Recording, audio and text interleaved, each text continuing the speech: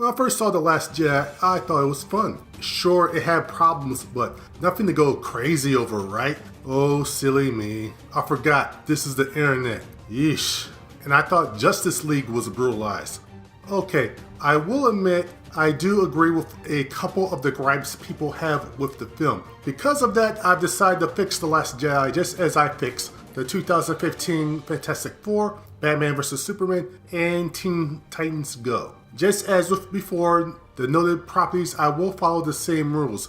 I won't be changing the actors, writers, or director.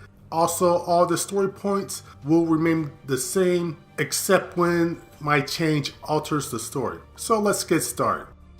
The story for the most part stays the same. So we start right after The Force Awakens with the First Order chasing what's left of the Resistance and Rey is confronting Luke. The Resistance gets attacked and Leia does that magical princess thing that they do.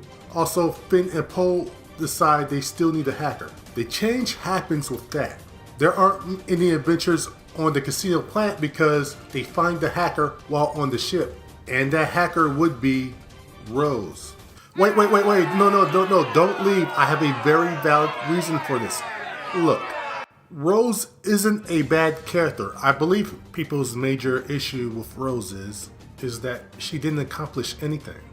From what we know about her in the first act of the film is that she's smart enough to know about space physics. For the purpose of the story, I don't think it would be that big a leap in logic to make that she's also an expert in computers. This would solve several problems.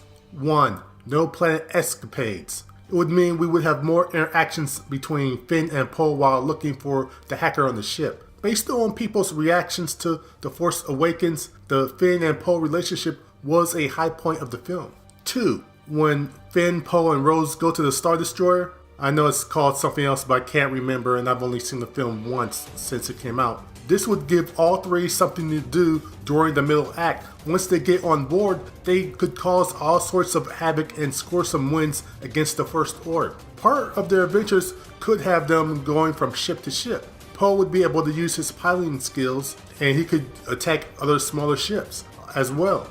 Finn would also have several run-ins with Captain Phasma, which would build further up the relationship, so when that fight happens at the end of the film, it would mean more.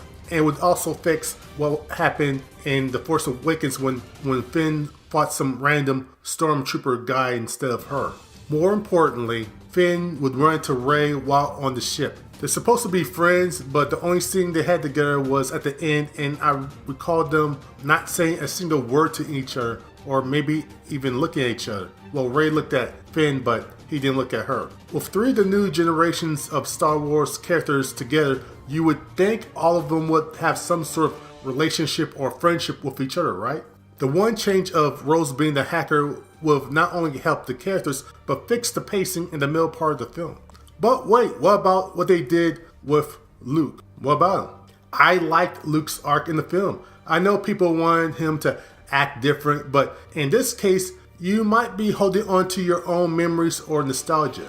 This isn't the Luke from the former expanded universe or our idealized version of him. This is a Luke who was trained a little too late and never fully completed his training. This film showed a Luke who needed a mentor at a crucial time but didn't have it. His difficulty to communicate and the lack of help in teaching really affected him.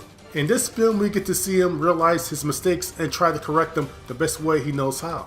I know people are over-hating The Last Jedi now, but I wonder, once we get some distance from it, maybe years in this case, will that change?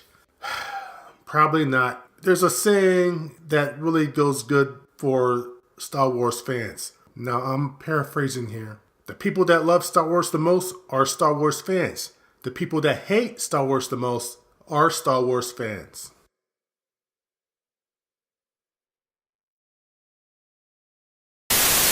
Butterfly in the sky, I can go twice as high.